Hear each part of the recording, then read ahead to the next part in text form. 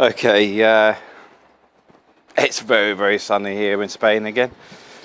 Not that it's been like that all week. It's been quite miserable the last 3 days, but I thought I'd do a bit of an update. We've had a few changes here in Spain, but also want to explain about the transition period. I don't think I've talked about this because there's been some videos I've made and I've deleted because I sort of like, nah, I don't really want to talk about this or whatever, and then delete it. So I may have talked about this or may not. Spain has now got to the point where we're not moving to Spain, but actually beginning to live in Spain. So it's in what I call transition period. We're going from renting a property to buying one. We're going from dealing with immigration to now having all our immigration paperwork processed, up to date, etc. And also, as some of you may be aware, it also releases me to actually work as well, not just at home. So financially, it's now given us wings to make more money as well. So those things are quite important going forward, because I know some people are saying, well, you're not going back to the Philippines. Let me move around a bit because the sun's on the wrong side of me today, I think.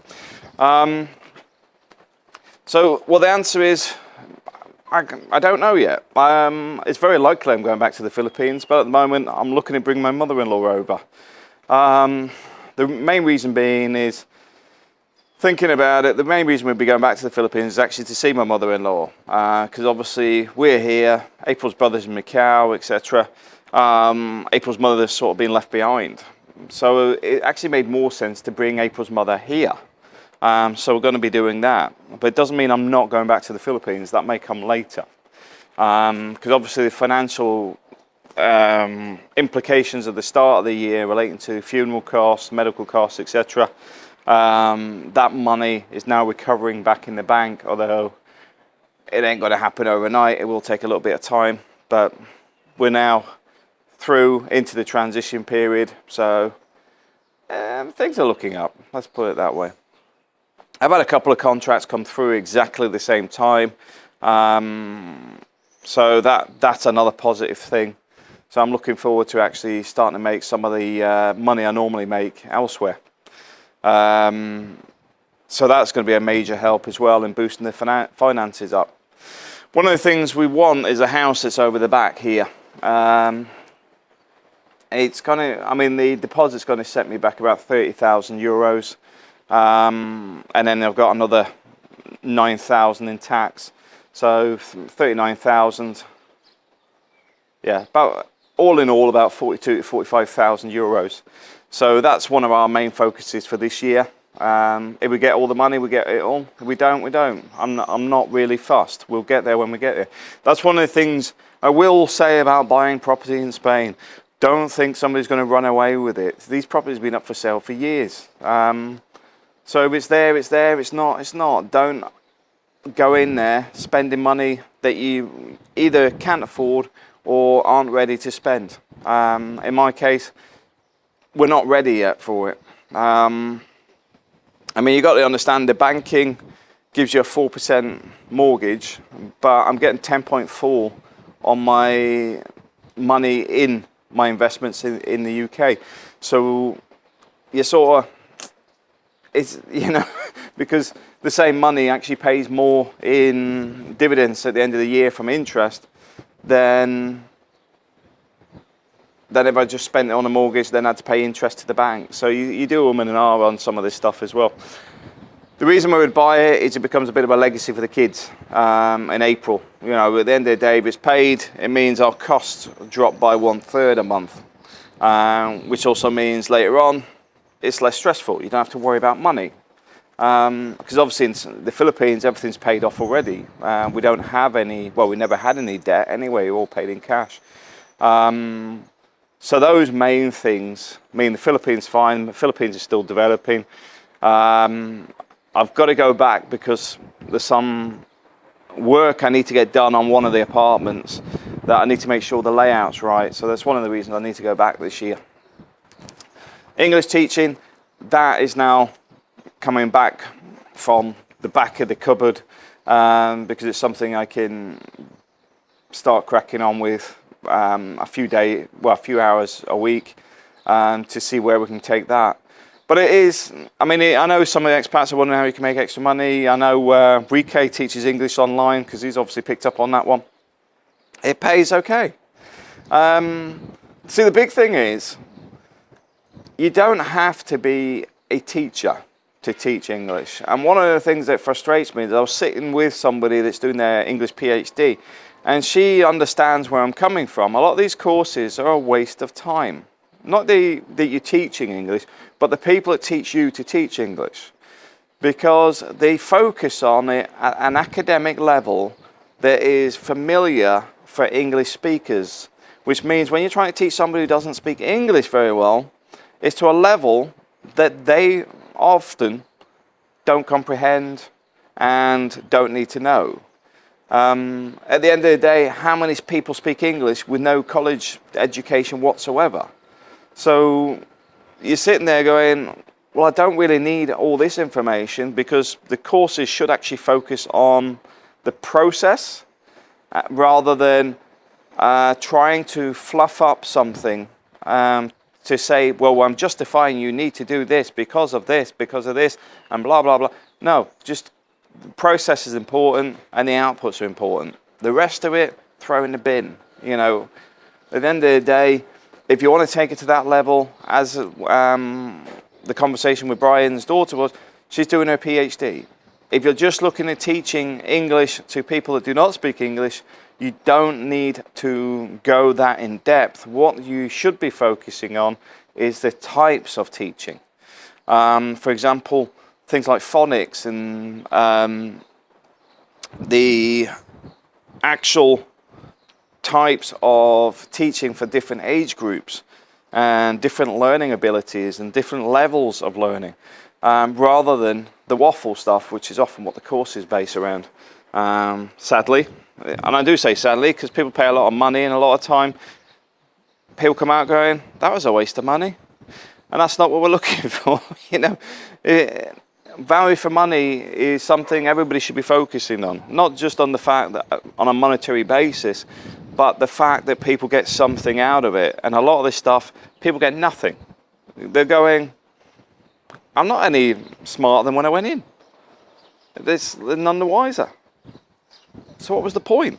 That's one of the things I'm trying to deal with at the minute. And I would say, if you're wanting to move abroad, want to travel a bit, teaching online, teaching English is, I wouldn't say an easy way of doing it, but I would say it's cost effective because the investment in the training isn't excessive, and you can pick up the training materials easily, and you've already got half the battle won because you're already fluent in English anyway.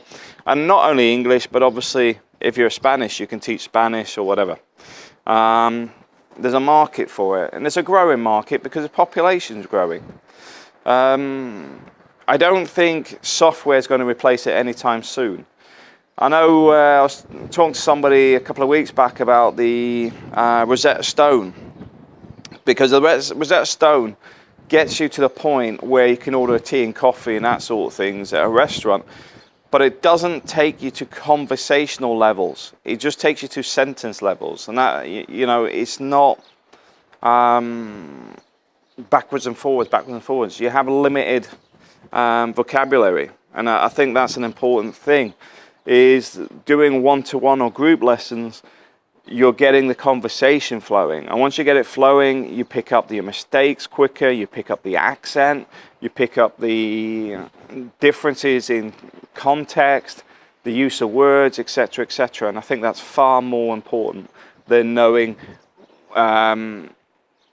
whether it's weather or weather. You know, at the end of the day, most of it's spoken, it's not written. But with those changes, you pick those up later. The main thing is to get ingrained into it, get immersed in it, and then start working out where you're going wrong. I think that's far more important, in my opinion. Like I say, a lot of this stuff on the academic side, I think a lot of them don't actually teach. They teach to teach, but don't actually teach, which is half the battle. Because how can you teach something you've never actually taught to others in the first place? Water looks nice today, by the way.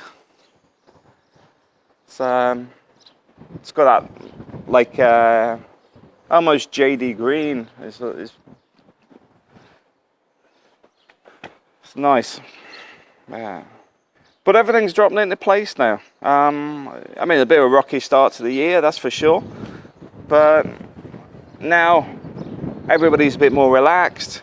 Financially, money's going to start flowing again. It's going to start building up instead of being stuck. Because that's one of the things I will say. Financially, if I'm not working, we're in limbo. We're not going down in money. We're not going up. It's just sat there. We've got enough to pay our bills. We've got enough to still enjoy ourselves. If you follow my Instagram, which you'll find on my About page on here, you'll see we eat out a lot. Too much, to be honest. No. One of the things I'm looking forward to doing a bit of contracting because I can burn off a few calories while I'm doing it. Yeah, so things are dropping into place. And one of the key things, I was watching Big Kevin today. If you watch Big Kev's channel, Big Kev's the guy that got hit with a machete in the Philippines. He was all about the trolling stuff and people, the drama that goes on. I always just say sidestep it, because a lot of people that create the drama live on it. There's always a drama. So just move past it. Just don't bother with it. And that's quite simply what I recommend doing. I know some people have mentioned about some of the stuff I put up, but in all, what would be the best phrase? All intents purposes, it's been to actually identify the people. Because a lot of people put some quite nasty stuff up there. But when you actually turn the camera around and go, right, this is XYZ, they don't like it. Look at what's gone on with JLB renaming his channel, etc. Because he knew we had got into his tax information, etc. Because one of the things you can do in Australia is if you know where somebody lives, their town and their name, you can get all their business information, etc. It's not difficult. And it's not because I'm attacking him or whatever, it's just that he sits there insulting other people all over the place, and then as soon as it's turned the camera on him, he doesn't want to talk anymore. But that's the nature of trolls, and that's what I'm saying, they ain't worth the time. I know I did that bit, and like I said, the information's there. It's mainly just to say, this is a guy that's harassing you, because he was doing it to multiple people at the same time. So go into the blog, the information's there, there's the facts about him. The difference with trolling is where people actually turn around and just make it up. They focus on things for the sake of arguments, etc. I don't engage with JLB at all, so that doesn't even exist. And that's what I want to point out. That's a major difference. The fact is, I'm not interested in what he's doing. I couldn't care less, as long as he's not bothering other people. But he does bother other people, which is why the blog stuff exists. And obviously, he's picked up a few people that absolutely dislike him over a period of time. But that's life. You know, if you go out of your way to annoy people, these things happen. It's just the way it is, which is a bit of a pity. But you shouldn't create these scenarios in the first place. Anyway, I'm going to have a look at what the chats are, because I can see there's a couple in there, and I can't see a thing with this sun.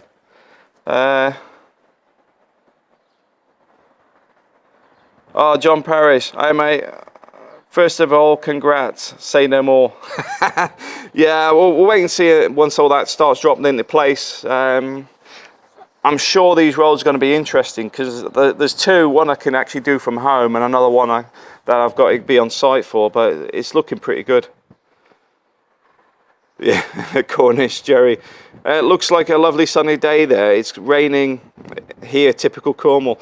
I love Cornwall. I've spent a lot of time down in Cornwall and Devon. My parents used to go there. Well, I think they still do. It's just not been overseas for such a long period of time.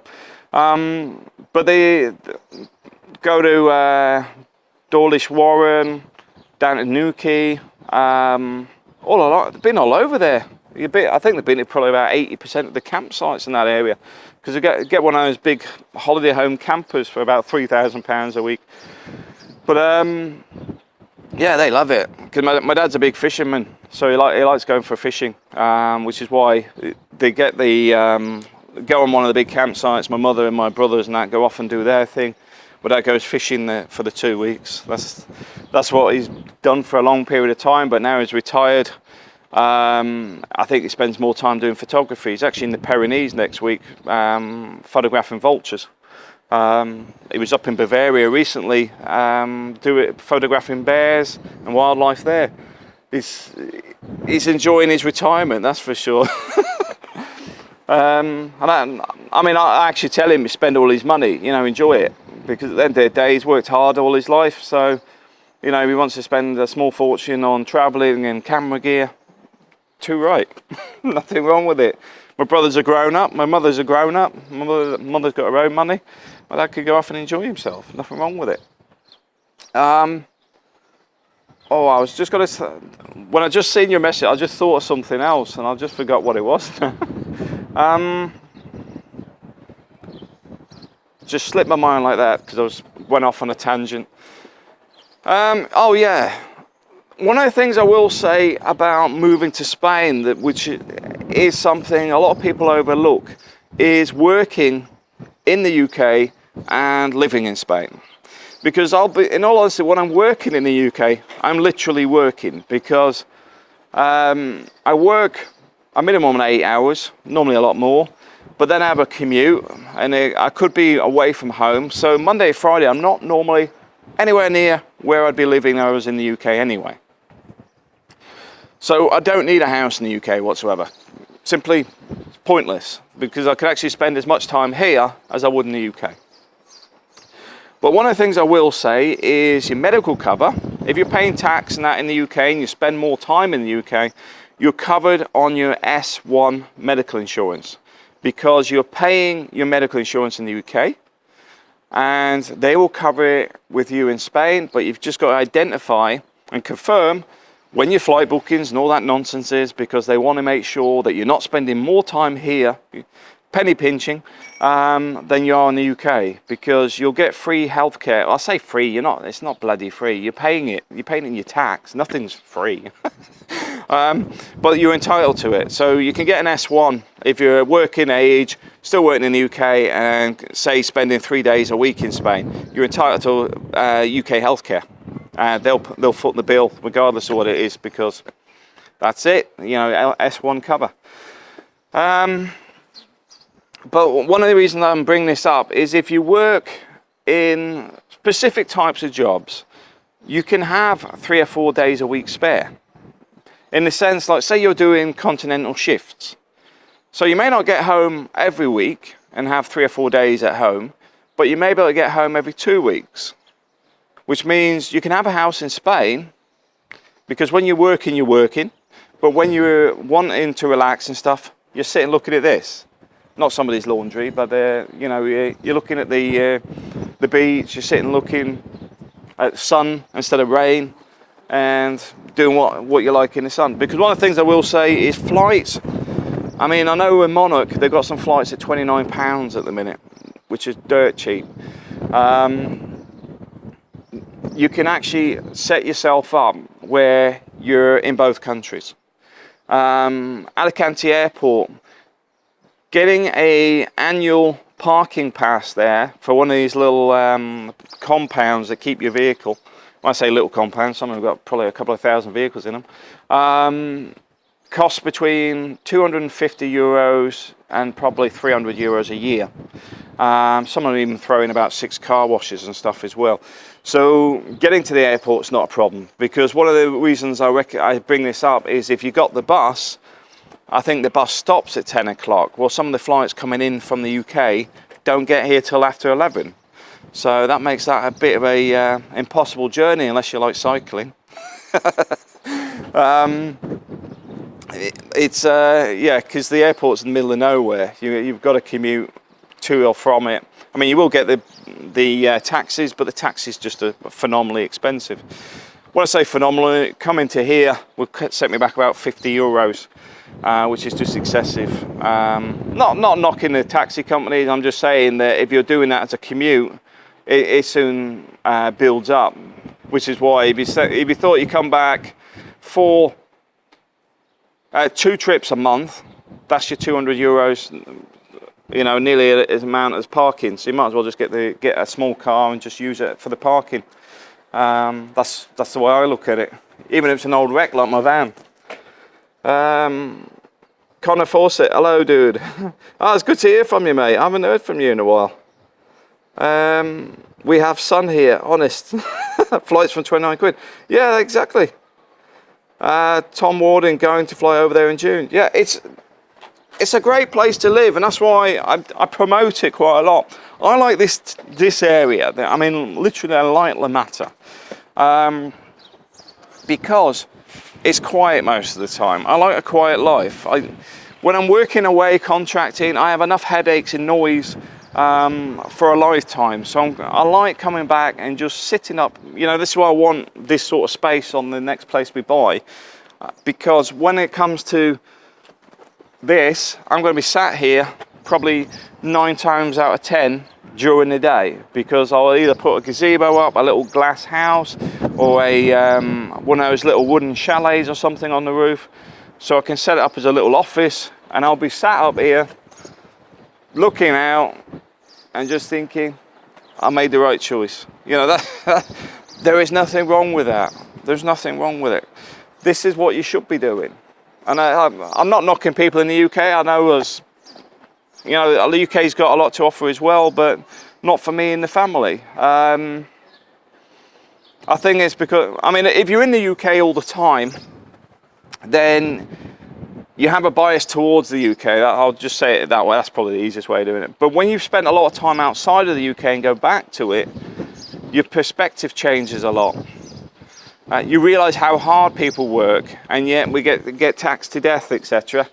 And yet you can see politicians giving themselves a pay rise. Those sort of things. You know, they're telling you to be a bit more tight on the purse strings, yet they're on expenses and giving themselves a pay rise. So you do get at that point of going, hang on a minute, there's something wrong here.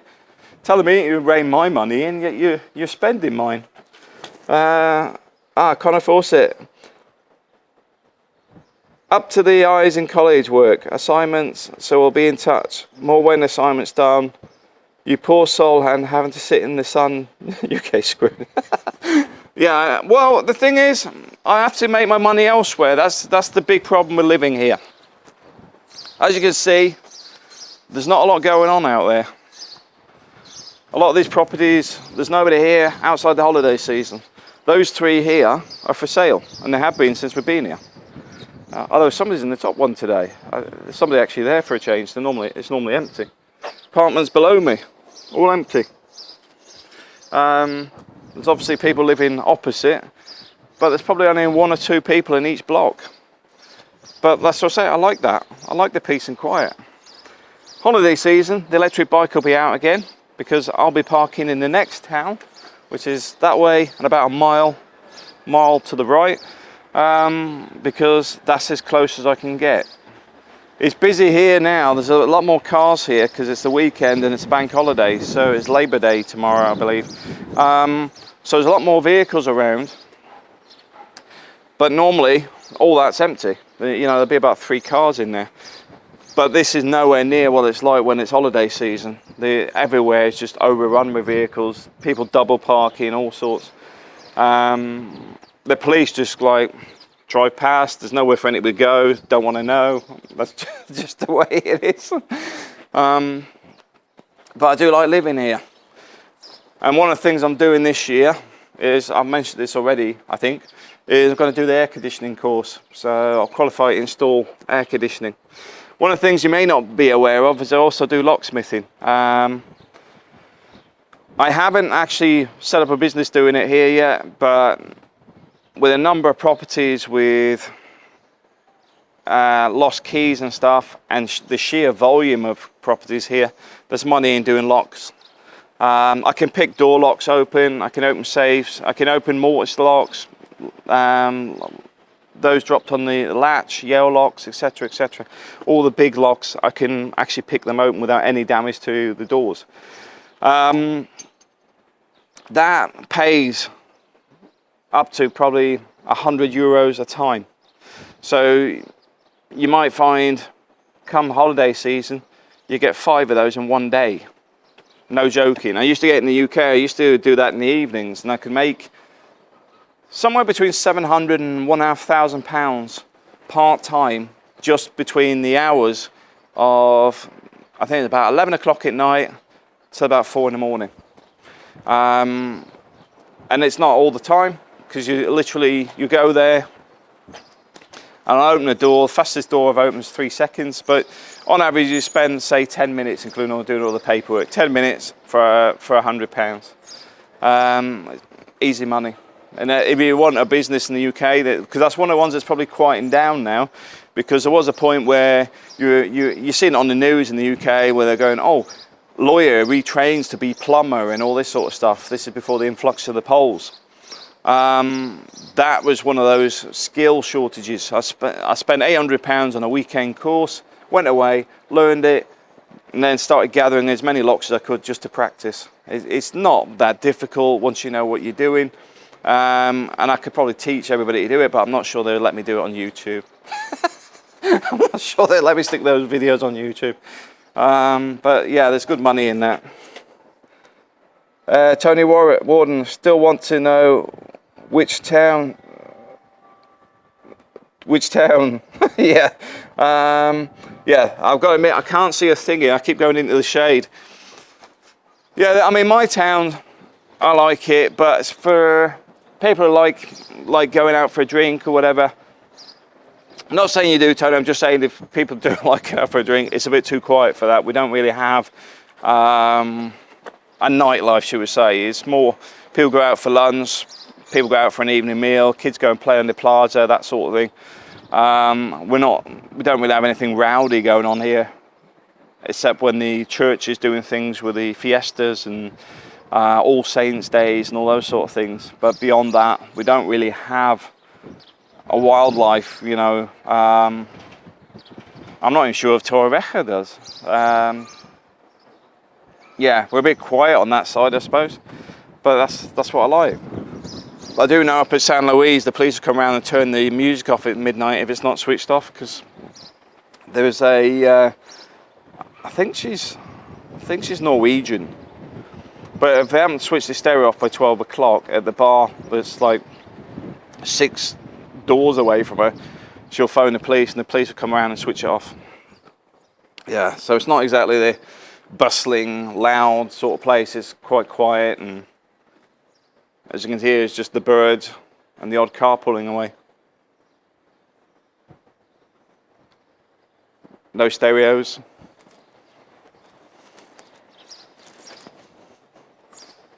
Yeah, very quiet.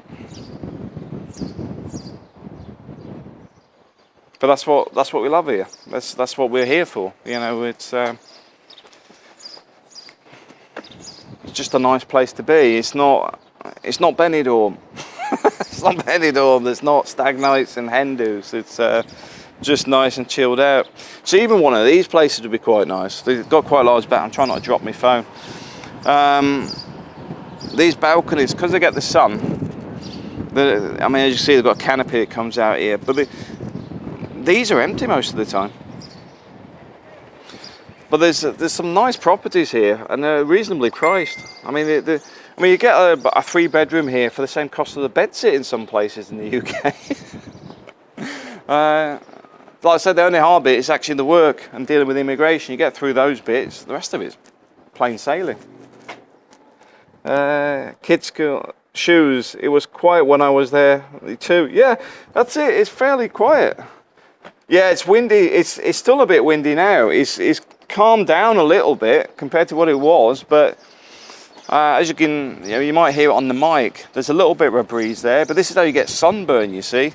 You got that sun beating on you and the wind cooling you down, so when you go downstairs, your head's all red, and then you start to feel the old skin tightening up as if you're, what do you call it, the old crispy chicken or something, deep fried. But yeah, but this is what we want. This is the life we want. Like I said, it's very likely I'll be back in the Philippines this year. I'll probably travel on my own this year though, purely because my mother-in-law I want to get here, and once she's had her first trip here with her passport and everything else, I can see us arranging for my mother-in-law to come here twice a year. Because she'll spend 2 months in the sun here in Spain. Because at the end of the day, I was sitting and thinking about this the other day. My mother-in-law sat there on her own. I'll bring her out here rather than go out there. You know, at the end of the day, we go there, and then she's got us to look forward to us leaving. But this way, she's going to have that run up to coming on holiday. She'll then spend her time here. Then when she goes home, she'll then be telling everybody about her trip around Spain, etc. And then she's got that period where she's going to be planning her next trip to Spain. And like I said, now we're in the final transition period, we can relax a bit because we're not having the issue. We've got no issues with immigration, everything's finished. We've got no issues with work. We've got money coming in. And quite simply, it's now into a routine. The next thing is getting April her driving license, so April's then independent. I'll buy her a little car, etc. I'll then probably get rid of the van, because if April's got a car, we don't need two cars, we just need one, because I'm either going to be working at home or working somewhere, so I don't need two vehicles. But it also means that April's then independent, can do her own thing, and we're pretty much there. The next thing I'm going to be looking at is the citizenship side, because we could probably go for that very soon. There's a 2-year thing on it, but I need to read up on it a bit more. But that's the thing here.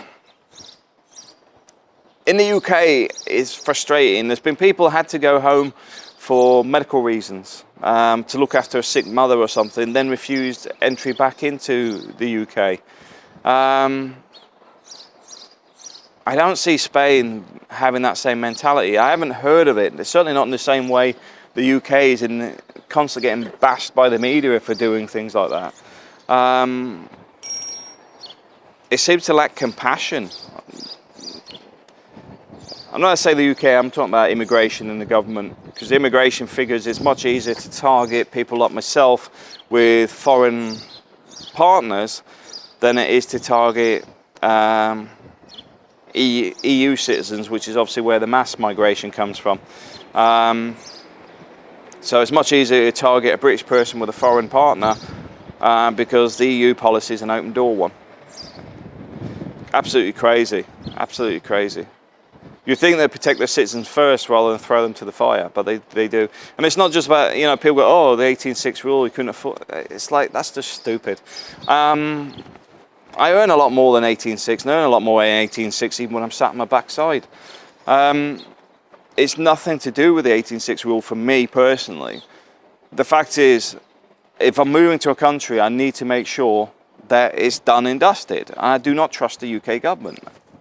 Also, the 18.6 isn't even close to how much it really costs to move to the UK. I mean, I'm sure some of these idiots come out with these things have no idea what they're talking about, because if you look at the cost of the processing for the visas, then having to go through the processes right up to citizenship, I would say you spend about £6,000 per person. So when you say 18.6, if you had the 3 people, yeah, you're probably getting onto 18.6. But that is not why we're here. The reason we are here is the lifestyle.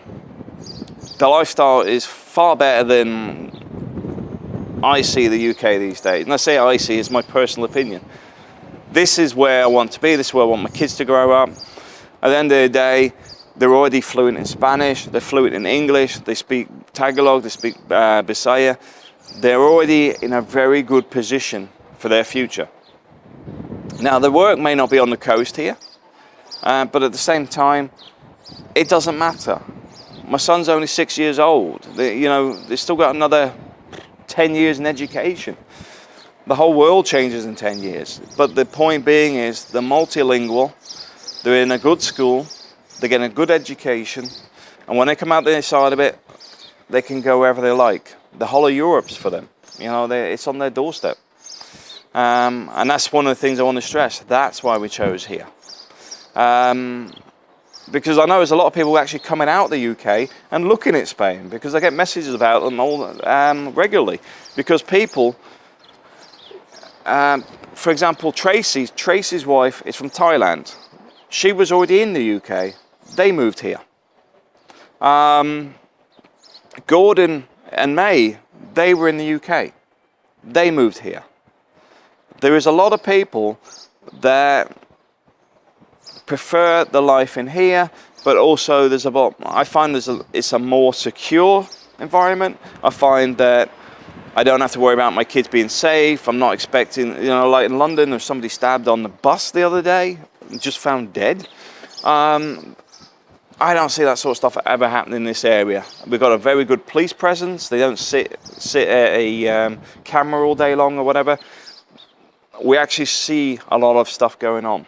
And I think that's some of the main reasons that Spain is perfect for the family.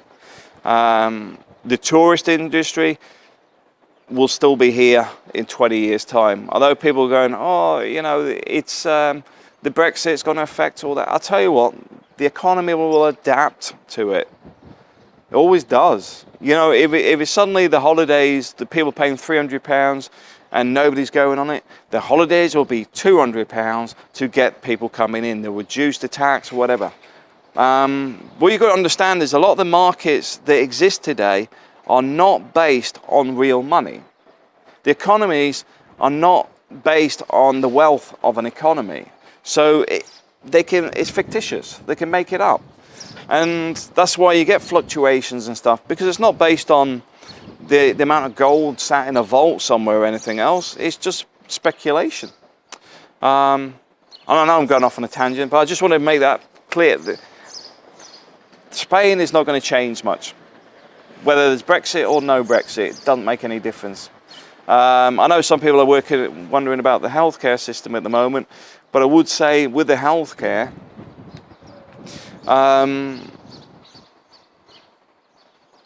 if you're retired, I can't see that arrangement changing much, because the UK doesn't want all those pensioners back, but also it's not in the UK's interest to have those people back. But a lot of them can't go back either, because if you've sold your house in the UK, moved here, you've got a property in here like one of these, very difficult to sell, but also your house in the UK has gone up by about double the price since you've been here, depending on how long you've been. So the point is, where are you going to go? Social housing. Where's there a shortage? Social housing. So there's no quick fire, easy solution. And I think what will happen is they'll take the easy option, which is just to keep the healthcare option going. It just makes it an easier task to deal with. In all honesty, it really does. It doesn't matter how much it costs. The NHS, they throw money at it. It doesn't fix the thing. Because there's a lot of stuff that needs fixing in the NHS that people don't even talk about. It's all about ownership. I'm not getting into business chat now. I'll move on to somewhere else. Oh, there's my door closing behind me.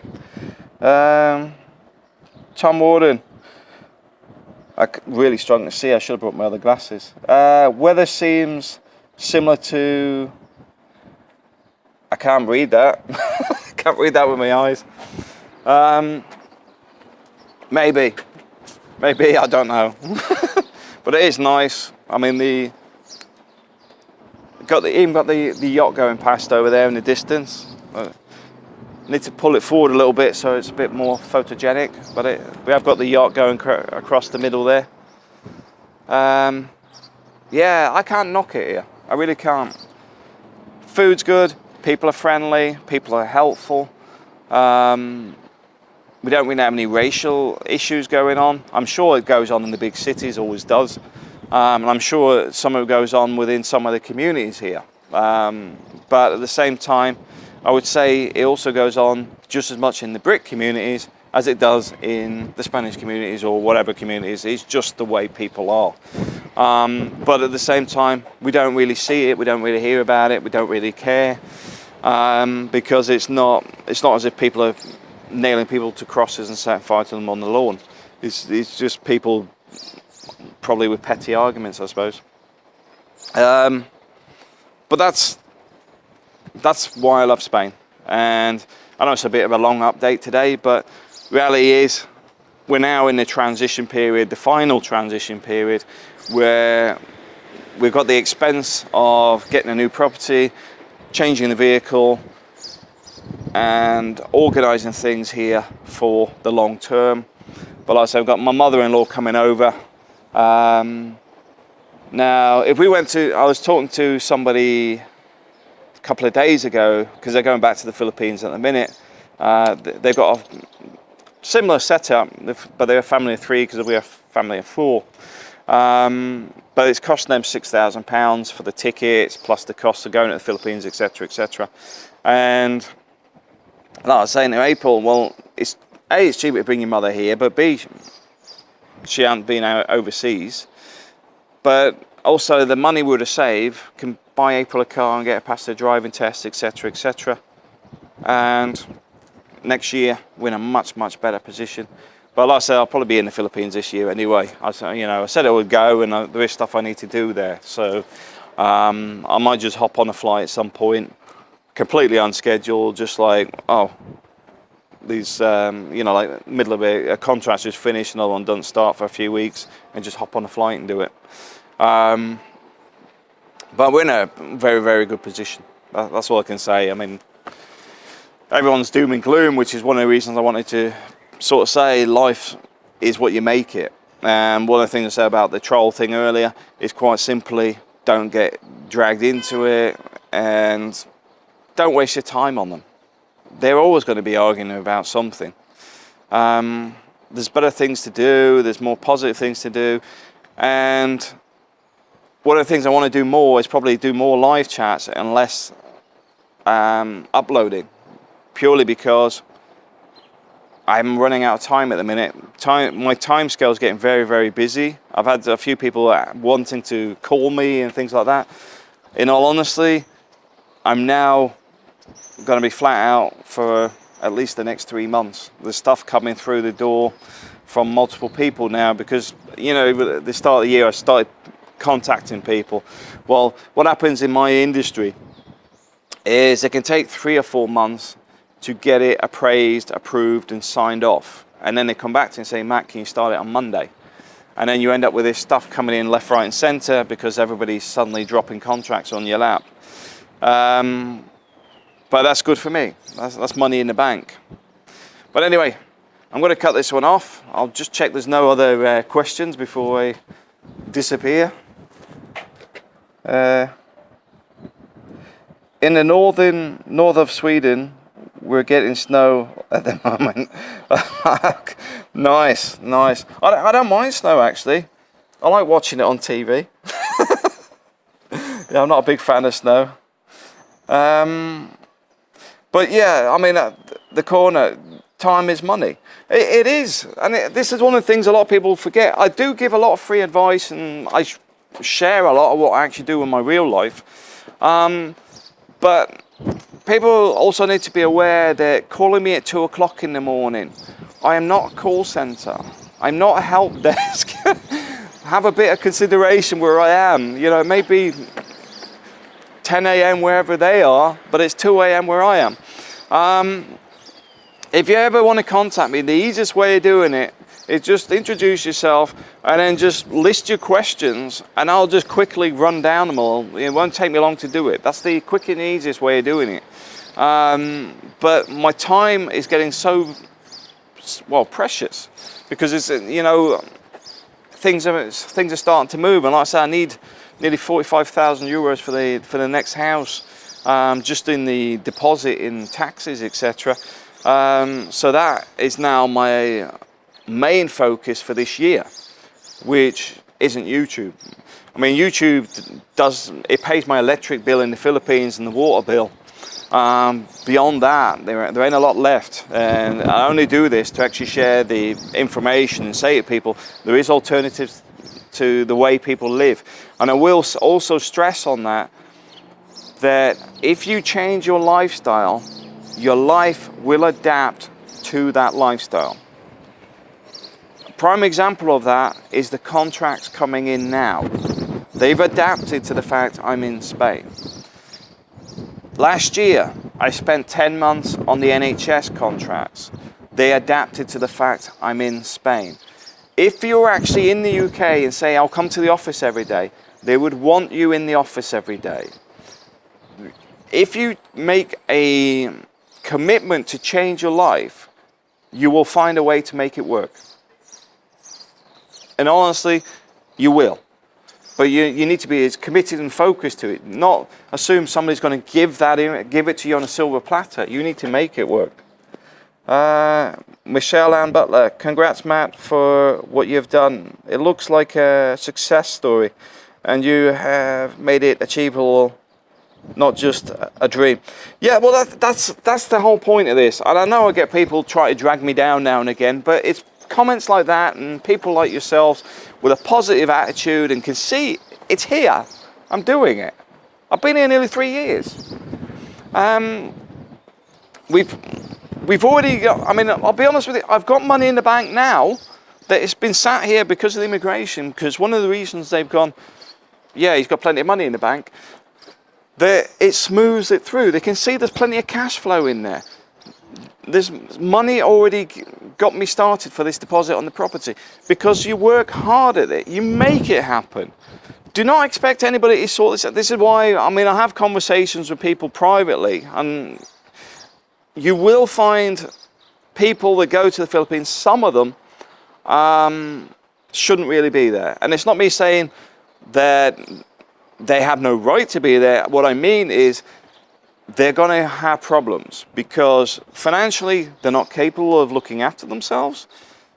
They can't adapt. They don't develop. They don't change to the scenarios and the budgets and everything else. As you've seen here, I didn't go and rent a €600 house. There's a friend of mine down in Pilar that's got a lovely house. I think it's 3 bedroom, but it's got its own swimming pool. It's 500. That's it. That's why I remember the 500 euros, including its own swimming pool. The reason I didn't go for that is because I didn't know how long the immigration was going to take. I restrict my budget. And I know we eat out a lot, but that's just, although we've taken, say, 200 off our rent, we've spent it elsewhere, maintaining a certain level of living that we like. But the point being is you adapt to the life. And that's where some people go wrong. They don't adapt. If you watch some of this stuff relating to the Bargain Loving Brits, the TV show, you will see some of the people spent 6 months here, sitting on the beach and stuff before they even decided what they were doing. I think you've got to accept that at day one, you need to be thinking out of the box, finding a way to make a living, finding things nobody else is doing, finding things that collapsed during the exodus here in Spain that are now developing again. We've had new businesses opening up here in Spain. There's a big restaurant just here where that black building is there, you know, where the black line is. There's a new restaurant that's going to open up downstairs. That is happening because the business here is recovering. That's reality. There's businesses with working models that collapsed during the recession that you could pick up on. It's worth looking around and seeing what other people were doing 5 years ago, whatever, and seeing if there's a business opportunity there. Especially if you're running it yourself, because a lot of the problems people face is they hire people in and go and do something else. And then if it starts to falter, the person working it may not be that bothered. They'll get another job or whatever. But if you're working it yourself, you're more committed, you're looking at what people want, you're adapting the business to what the ongoing environment is. So there's a bit of business advice for you. I'll just check the messages again. The corner, that reminds me of San Diego weather. Kim Domingo, hi Matt, I loved watching your video, your channel. Thank you. I'm glad you enjoy it. See, this is why I do these things. You know, people actually appreciate what we do here. because at the end of the day, there's no reason a lot more people can't be doing this sort of stuff. And I do appreciate people's positive comments and bringing in why we do it. You know, the people that actually understand why we do all this stuff. Connor F. Fawcett, Nomad, plan before, look at options, which can you do from home? You cannot do at home. Oh, sorry. Like I said, I ain't got my glasses on, hang on. Nomad, plan before, look at options, what you can do, not hope. Yeah, exactly. You've got to keep your eyes open all the time. There's a business idea that Brian's got, I know will work here, you know, and Brian's going back to the UK for something at the moment. I'm looking forward to him coming back, and I'm looking forward to helping him getting that going. But also with Brian's daughter, the English teaching stuff is another thing that she's very keen on as well, and that's another option there. And that's one of the things I will say, the English teaching option would pay for you to live in Spain. It really would. And I know some people don't like going back to school, etc. And I will tell you, I really struggled with the waffle on that course. But at the same time, it wasn't as bad as doing my Institute of Leadership Management course. That was really painful. I really hate waffle, and that's a full-time waffle course. Because it's designed for what I call yes men. It's not designed for leadership, and that's my personal opinion, because when you have to follow a strict pattern and the waffle index is off the charts, it's getting away from where you actually should be. But that's my personal opinion. It's not a crack at them, because at the end of the day, that's what they do as a business, and I'm sure it gets utilized elsewhere, but I just found it really painful myself. Any other questions before I disappear? Because I think I'm getting sunburnt, in all honesty. I can feel that heat burning my head. Yeah, I might have to turn my head over a minute to cook the other side. But anyway, everyone have a great day. And if somebody's annoying you or irritating you, here's the important thing. Do something else. If they're still arguing about something that's bothering them about you, then you've already won. You're already doing something else, you're happy, you're experiencing whatever. They are still bitter or whatever. Don't worry about it. You know, at the end of the day, don't fritter time on it. Just be happy, enjoy life. Mike, has my mic gone off? Okay. Anyway, I'll catch you later, guys.